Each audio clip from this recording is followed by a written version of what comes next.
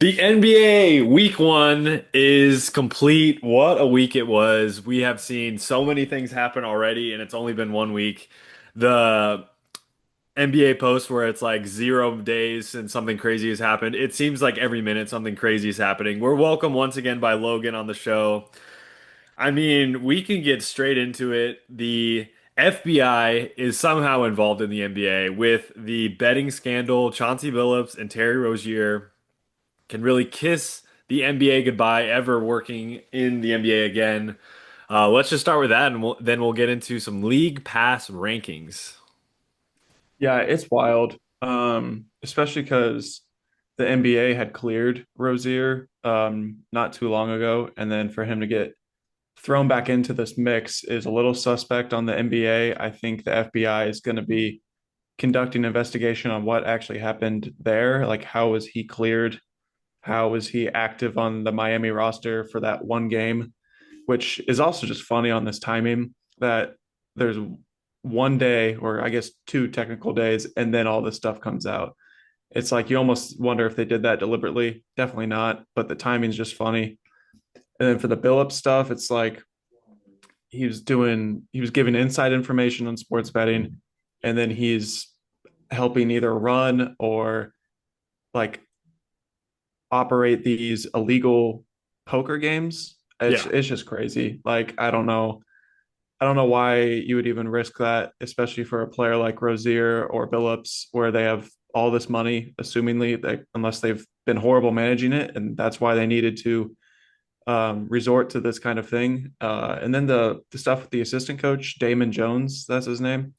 That's Mhm. wild too, giving away information like what was on that Bucks game. They was like LeBron's not going to play, but the injury reports hadn't known that yet, Mhm. and it's just wild. And I think a lot more information is going to come out, and maybe some more names too. But it's crazy. Yeah, I mean it's really crazy for it being the start of the NBA. I mean, the really the only thing that was somewhat of a scandal was the whole Kawhi Leonard thing, the aspiration thing, but that really wasn't as bad as this. And I don't think in terms of scandals in the NBA, obviously we've had way worse, the Donald Sterling incident, and as well as like the Donaghy, him throwing games as a referee. But I mean, it's tough for.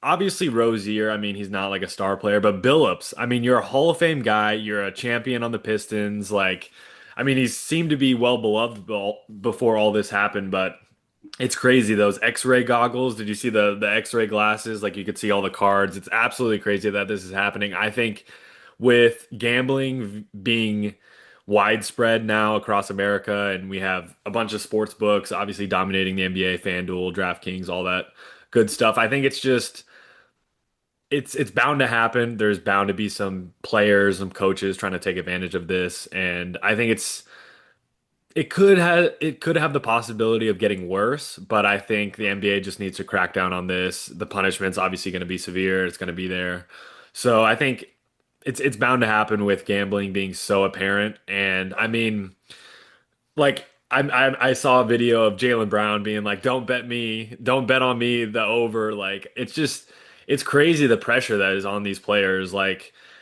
Jason Tatum, I even mentioned like I think it was last season. Like I feel bad because people have me in their parlays and the over unders for threes and stuff like that. So I think it's bound to happen, and I'm sure there'll be a lot more of a fallout. We'll probably have a couple more players, maybe even some more coaches. Hopefully not any more head coaches. Hopefully you hate to see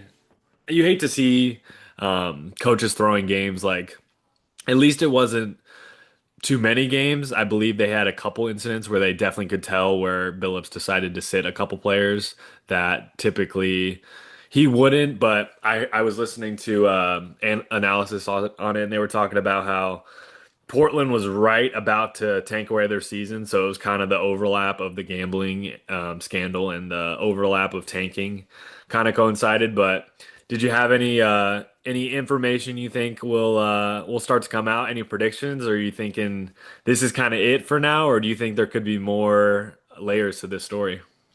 I think there's probably going to be a little bit more, but I think this will be the end of anything new starting. It's like you're gonna get caught if you try it. So there's really no point of doing it.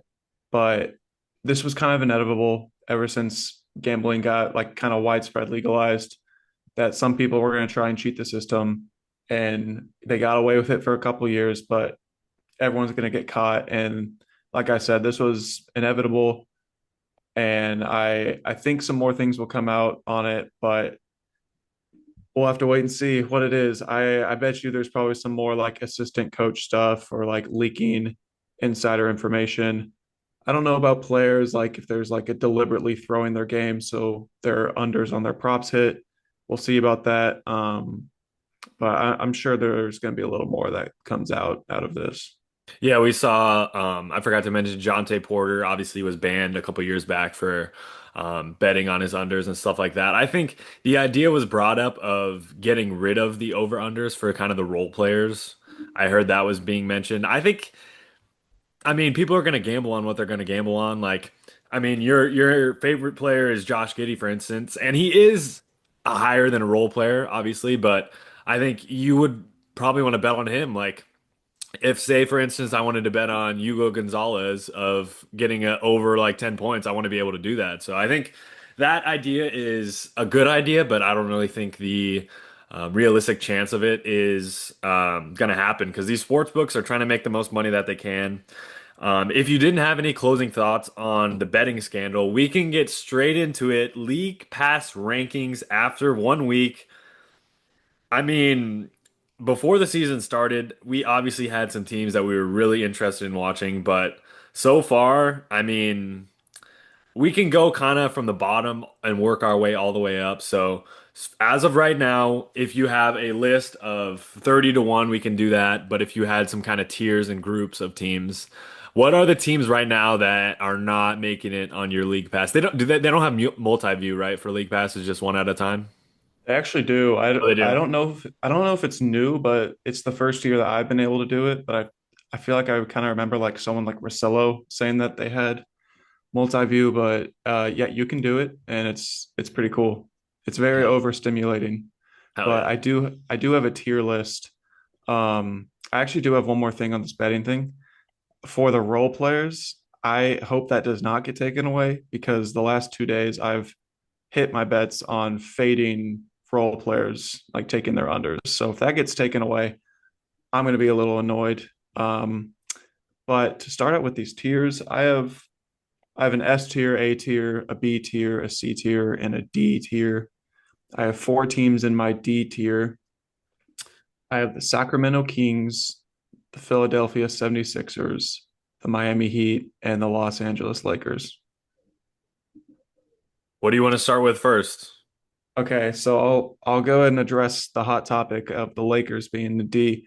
I just don't have much interest in watching them. I Luke is fun and he's exciting, but I kind of get a little bored of it. I think there's just other teams I'd rather watch instead. I know I should appreciate them more because this could be LeBron's last year with the Lakers, and he's as old as it is, and we need to appreciate him.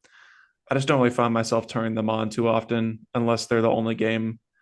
For the Heat, I think it's just they're not that fun to watch, to be honest. It's just a bunch of like bam dribble handoffs, which are it's a good action in the NBA, but I don't really watch them too much. The Sixers, you never know what you're getting if George or Embiid's going to be playing, but I kind of like watching them more when they're not out there because I like watching niche players play. And then for the Kings, they have a fun home crowd, but I don't really feel like turning on Sabonis and Levine dribble handoffs and then DeRozan mid rangers. It's just not appealing to some of these other teams that we'll get to, but that's where I'm at on my D tier list of teams. I think, I mean, all of your points are valid. I think for hitting on the Lakers, obviously, we got to get there. I mean, I have some overreactions, but I think one of these questions I can definitely ask because we'll have the overreactions next week on our podcast for the Lakers. I mean, straight up, do you think they should just trade LeBron this season because I think right now, like you were mentioning, this Lakers squad is very reminiscent of Luka on the Mavericks. It's kind of heliocentric. Luka's pretty much running the show. Obviously, Austin Reeves had a career night the other night. The 51 point burger that he was able to drop was huge. They're going to need that obviously with Luka's, I believe, leg contusion that he's dealing with. So the Lakers, I don't know what the situation is going to be because the buyout with LeBron would get kind of tricky. But inevitably, going back to my question, do you think they should just trade him, whether that be at the trade deadline or in the offseason? I think they should move on. But it's just probably not going to happen because of LeBron's stature. And Rich Paul's agent is like so against it. But if they flip sides, I think it's a great move for both parties. I don't know where LeBron would go. That's a topic for another time. But I agree with you. I was saying it in our over unders pod, they need to just move on and segue into building this team around Luca. We just saw Reeves last night have 51 points without Luca and LeBron.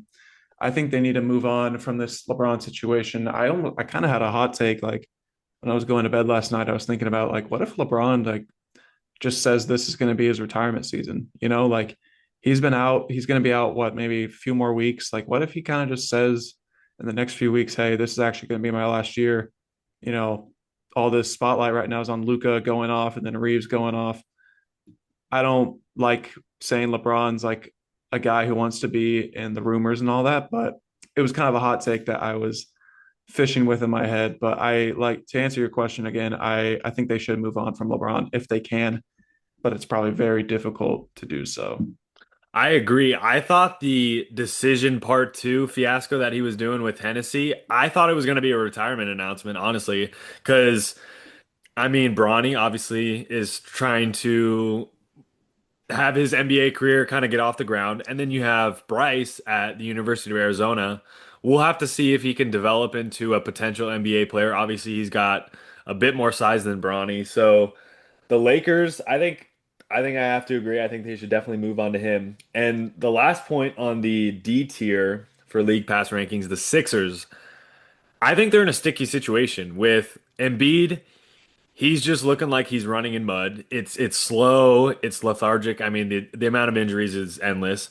Paying Paul George 100 million, 130 million plus until 2028 is an awful deal. OKC has already reaped the rewards of that.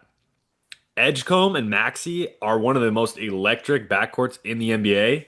So it's just a sticky situation with the old and the new of the Sixers. So, I mean, so far, I think you're knocking it out of the park with the rankings. Let's go into the C tier. Give me what teams are, they might make the multi-view, but they're not quite, they have to be in the multi-view.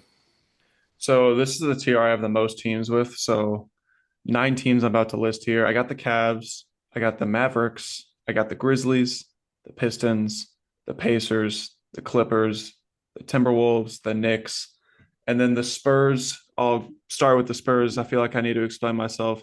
Yes, there's Wimby, and he's amazing to watch, and he's going to be on the multi-view whenever, he's out there. But maybe it's a little bit of bias. I don't like the Spurs as much, and I still think they have some things to figure out to make that roster really good. I don't really enjoy watching just kind of Barnes being out there in the corner, not really doing much, playing his team ball, and then Keldon Johnson kind of being like, hey, it's my time to take over. I think if they lean into, say, like the Dylan Harper, Wembanyama, Carter Bryant, and then even the bigs with Cornette and Olenek, I think that's fun to watch. But as for now, I'm not too into it. The Knicks, it's kind of just like I don't like watching Brunson foul bait the way he does. The Wolves, it's like it's the Ant show, but there's just other teams I'd rather watch. Clippers are just really old, even though Harden's one of my favorite of all time. I think it's a little clunky and slow. The Pacers, it's kind of I think it's kind of fun to watch and see how they're trying to work it out together. But with Nimhard out right now and Matherin just getting hurt, I'm just not going to be watching them too much.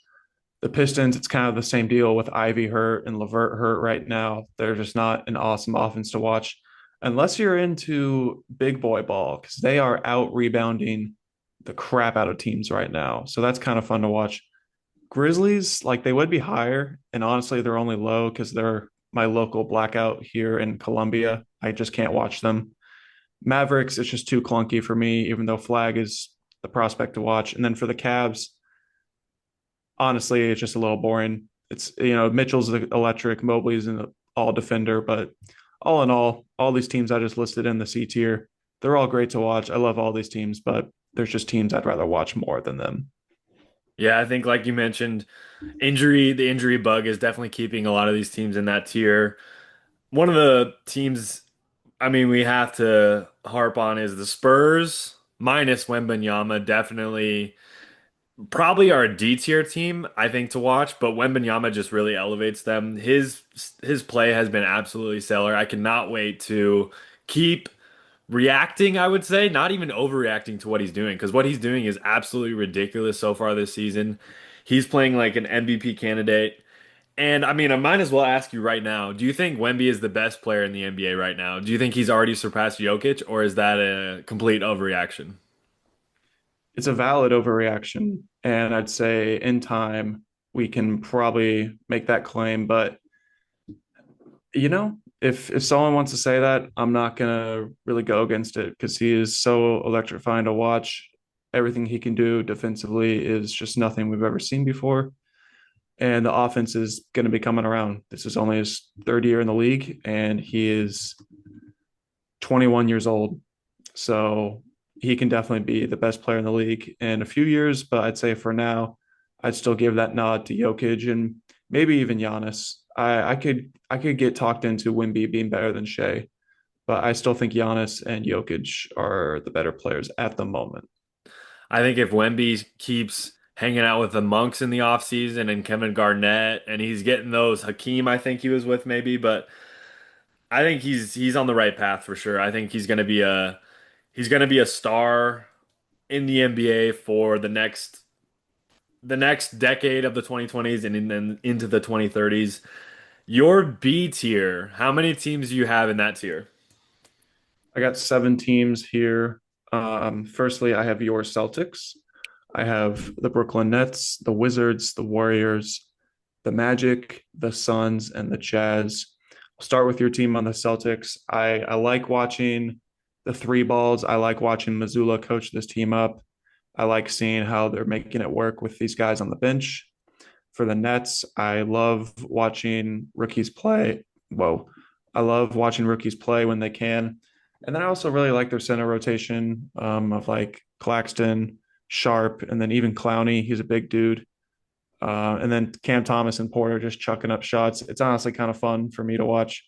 The Wizards, they're kind of electric right now. They're just really young and figuring it out. But I kind of like what they are and how they can fit things together. I think they're fun to put on. They play fast. For the Warriors, they're just a really good team. I like their motion offense. I like how everything is moving around.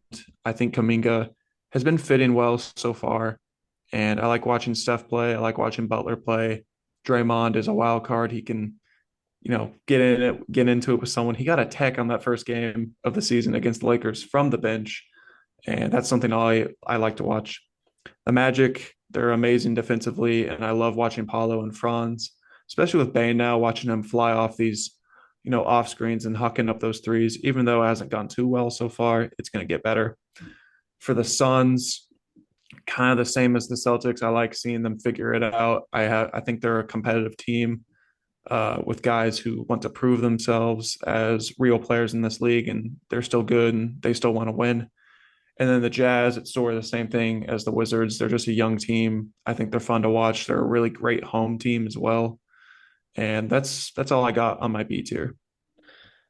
Yeah, I mean we can pretty much go in order through that list. Boston, obviously the 0-3 start for them is unfortunate, but I'm not really too mad about it because in my honest opinion, I think this 2026 NBA draft class, I don't know if you've seen the top of it. It is absolutely stacked. We got the Boozer kid, we got Debansa, I think is how you pronounce it for BYU. He's an absolute stud.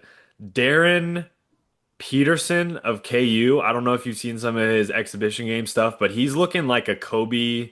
I mean, I know he hates the comparison, but he is looking like an absolute stud. So I think the Celtics, I would not be upset if they kind of go into a little bit of a tank mode. Obviously, they're gonna play hard. Missoula's a competitive maniac, but I'm really not too upset if we go well below 500 this season.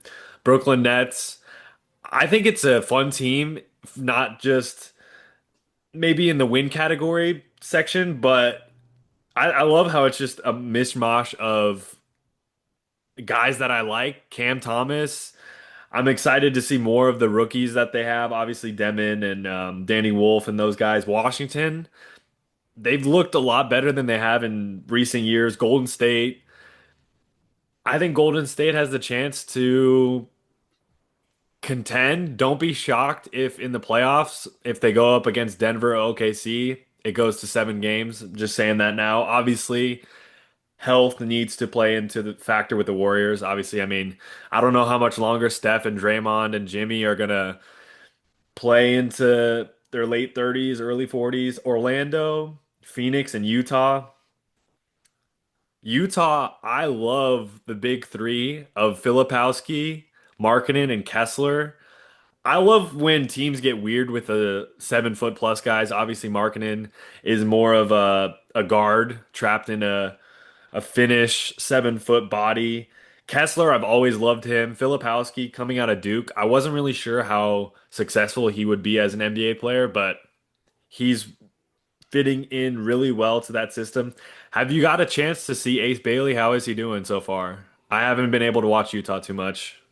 The first, he was dealing with an illness for these first few games, so he hasn't played too much minutes yet. He hasn't shot the ball real well, but the looks are there. They're generating looks for him, and I think once those shots start falling, it's gonna be really great. And I love him. I love this fit on his team. Sort of like the way when Markkanen had that breakout year when he first got to Utah, they were throwing him off pin down screens. He's coming off double off screens. I think they can do the same thing with Ace Bailey. And once it starts clicking, I think it's gonna be really fun to watch. I think for Utah, depending on what they want to do this season, Markkanen, I know he's been in trade conversations. I know around the deadline it's going to get his name's going to get thrown into a lot of situations. I think he would be such a fun player on a playoff team. I don't even think he's played in the playoffs yet in his career, obviously being in Minnesota, or he was drafted but then traded in Cleveland and teams like that. So I would love to see him in the playoffs. Obviously, I'm a bit biased because he did go to Arizona A tier. You have 5 teams in this section. Give me kind of your favorite out of those 5 and list them off for the audience. We'll have the graphic up later on socials, but the 5 teams in your A tier. My 5 teams are my Rockets, the Hornets, the Bucks, the Pelicans, and the Blazers. Start with my team. I just love watching them play defense. And I know the offense is a mess, but it's kind of fun to watch them figure it out. Hornets, they're just so electrifying with Eric Collins as their broadcast. The beauty of League Pass is you can switch from, say, it's either the Hornets broadcast, and if they're playing the Nets, I can switch to the Nets broadcast. I'm always on that Hornets broadcast. And then, LaMelo, I think he's fun to watch whenever it's going well. He had a 38-point triple double last night. That was electric to watch. I was watching all of it. And then I really like Miller. I like all their guys on that team. The Bucks, it's just the Giannis show. He has all the spacing. He gets to do whatever he wants. And I love seeing Doc figure it out with all these guys that they have. The Pelicans, I love their players. I love Zion. I love Trey Murphy. They're playing with space right now because they have some injuries in their front court. And I love Fears too, coming from Oklahoma. Blazers, another amazing defensive team. I love watching them figure it out on offense. I think Denny is electric. Sharp is electric whenever he's on. And that's really all of my quick thoughts on my A tier. Yeah, Charlotte.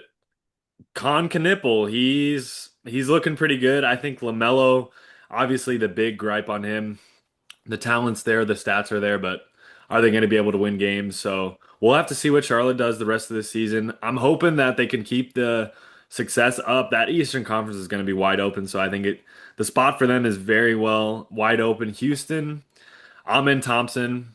It was between him and Matherin as my most improved player pick. I mean, hopefully Matherin gets healthy soon. The Pelicans, Skinny Zion. The wins haven't been there yet for the Pelicans, but we'll have to see. And then Portland. I'm loving the defense of Portland. What I'm seeing so far, I think a top 10 defense very well will be in play for this Trailblazer squad. Obviously, they have the athletic guards. Drew Holiday's always going to be maybe not one of the better defenders now that he's getting older, but I've loved Sharp for years. His explosion is there. And Denny Avdia, we saw last season near the end of it, the second half of last season for sure, he started to come into his own and he's really kept that momentum up so far. I'm loving it. I think we can end this show with the S tier. You have five teams as well. I'm Yeah. seeing some So interesting ones in this S tier. So give me the S tier and we'll talk about it before we wrap it up. so the Bulls, I'll list them all first. I got the Bulls, I got the Raptors, the Hawks, the Nuggets, and the Thunder. Quickly with the Thunder, they're just so great defensively and offensively. They're so deep. They're riddled with injuries right now, and I love it because I get to watch all these guys on their deep bench play. AJ Mitchell has been spectacular. For the Nuggets, it's in my opinion the best roster they've ever had, probably all time, and with Jokic. So it's just so fun to watch them with a bench that finally fits. The Hawks, maybe a little bit of bias. I like the Hawks a lot, and Trae Young is fun to watch whenever he's clicking.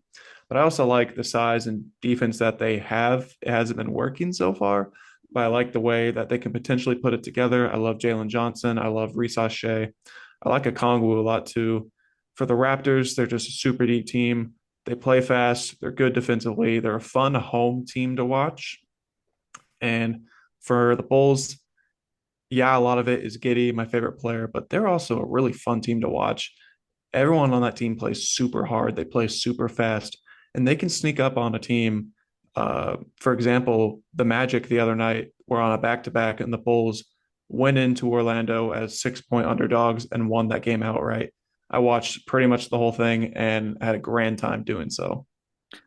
One of the players that I wanted to mention on the teams you were talking about, Denver and Aaron Gordon. He had a career high night, a 50 burger against the Warriors opening night. I mean, he's playing ridiculous. I think he's one of the great stories in the NBA from being drafted into a situation that never really fit his style of play for the Magic.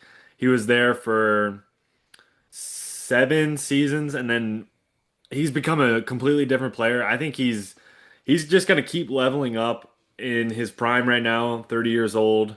He was on Arizona, so I'm a little biased, but we do have a whole bunch of players in the NBA and Denver, yeah, as you mentioned, the Thunder, they're as we mentioned in our preview, they're probably one of those two teams are going to win the title.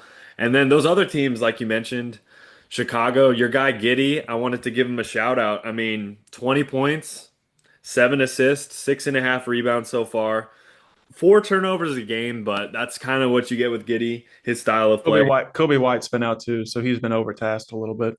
Oh, 100%. And shout out to Giddy. The one gripe that I always have with point guards, shooting. He's 42.5% from three. I mean, I know his shot's a little quirky, but if it goes in, it goes in. So I'm loving the S tier rankings. I mean, all the rankings in general I think are spectacular. Toronto, I think is gonna be they're going to be a fun team to watch. And then Atlanta, Jalen Johnson, he if we did a league pass all-star right now, I think he would be in my top five. We could do that if you want, if you are able to come up with a list off script, but I think he would be in the starting lineup. I think you would have to put Wemby in there for sure.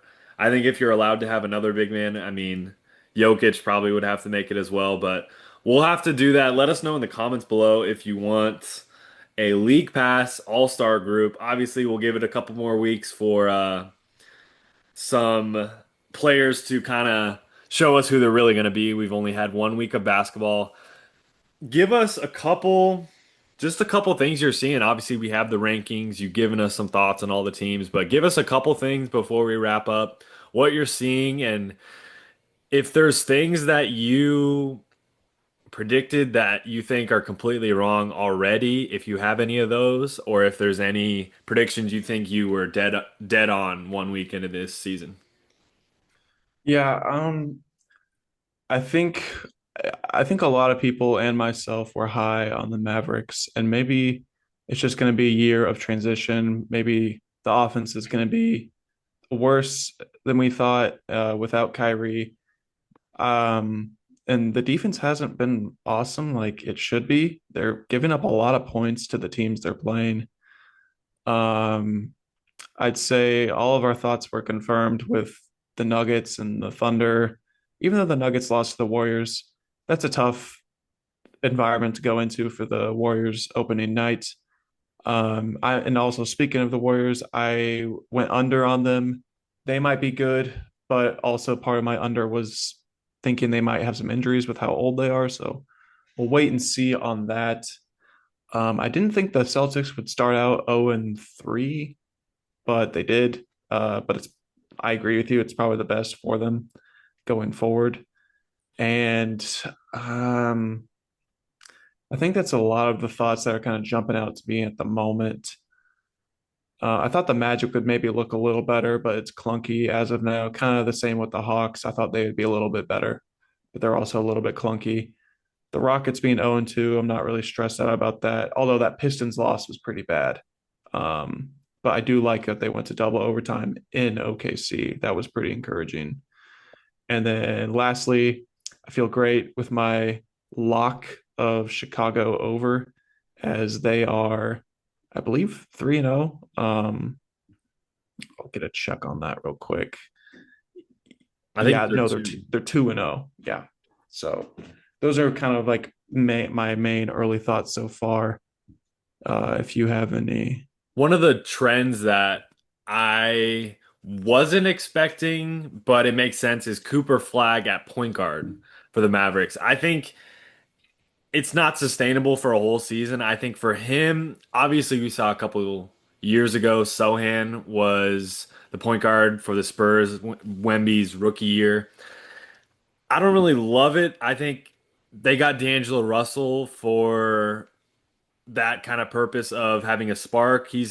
I think he's coming off the bench, I believe, but um, I don't know. Cooper Flag at point guard. Obviously, he's shown flashes, but I think it's might just be a little bit too much to handle. Obviously, things will change once they get Kyrie back, but so far we can close out with some rookie thoughts.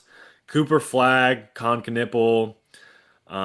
What are some rookies that kind of stand out? Cedric Howard, I have to bring up. I think he's been playing absolutely incredible for Memphis, and 19 points a game, 3 rebounds, 2.3 assists. His shooting is ridiculous, 72.7% from three. I love his work ethic going from D3, moving his way up all the way to Washington State. Obviously, I think there was some questions about his health because I believe he did get injured and didn't play a full slate in college, but I've loved what I've seen from him. He's probably my favorite rookie to watch so far this season. Your thoughts on the rookies, and then we'll close it out. Yeah, I'll highlight Dylan Harper. He's doing great so far. He's averaging 16, 5, and 4. He's been playing well. He's playing 26 minutes a game. It's looking pretty real so far as the Spurs are 3-0. I think Fears is doing good too because there was a lot of, we're only in it 2 games so far, but there were some questions on his efficiency. He's shooting 66% so far. Again, it's only 2 games in, but he's averaging 15 points on good efficiency. That's good to see. And then I like, Ace Bailey hasn't looked great statistically yet, but I do like the actions that he's getting put into. I think he can be pretty successful as the year goes on. And then how about Hugo Gonzalez? Starting some games for the Celtics. He's playing really hard, putting up a fight. He's picking up who was it last night? Cade full court. The youngest Um, player to start for the Celtics since Jason Tatum. that's crazy. See, that's just amazing. You love to see things like that. Um, Flag is Flag is good. I mean, the team isn't great right now, but Flag is good. The He shot will had start falling for him because he is at 33% from three. I think it's you just got to give him time. It looks good, so they'll start falling. mhm. And then Con Knuppel. Brandon Miller was out yesterday, so Con got the starting nod, and he had five threes.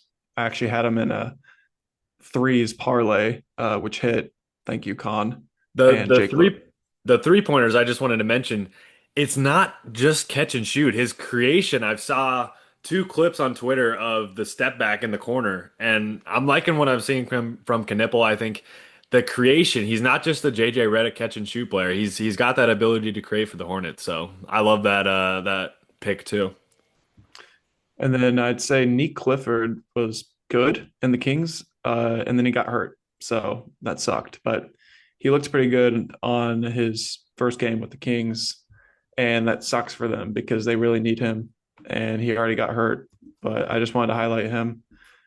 Uh, that's really for the most part I have on rookies, unless I'm missing someone. But I guess I'm excited to watch Colin Murray Boyles once he's healthy. I think he could be a pretty good fit. I was a little questionable on the draft fit originally, but then I kind of came around on it.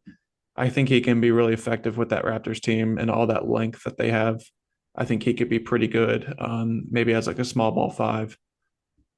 I did want to mention before we close it out here on the Rombo show, I think the broadcast for NBC, NBA on NBC was incredible. I think Amazon Prime, I love Steve Nash, Blake Griffin, that do or the group that they had. Because I've really gotten bored of the ESPN the segments. I mean, Stephen A. Smith, I'm not really like a huge fan. It gets kind of repetitive and the analysis just really isn't there. But I think Prime and Peacock have done unbelievable so far this season. Obviously, I'm really glad that we still have the TNT crew, Barkley and Kenny Smith gets everybody excited and things like that. They keep the energy going for the halftime and the post game show. But I just wanted to shout out Peacock and Amazon Prime are killing it so far. Yeah. They're actually giving analysis, and it's not just entertainment like what Stephen A. and that Inside the NBA crew is. I think it's great that we have people that aren't criticizing the game and they're actually celebrating the game. So that was really refreshing. I agree with you. Those broadcasts were really great. Thanks for joining, Logan. We have the 1 week into the season league pass rankings. We'll have this going throughout the rest of the season. Next week, we have NBA overreaction, so make sure to tune into that. Thanks for joining. Thanks for having me.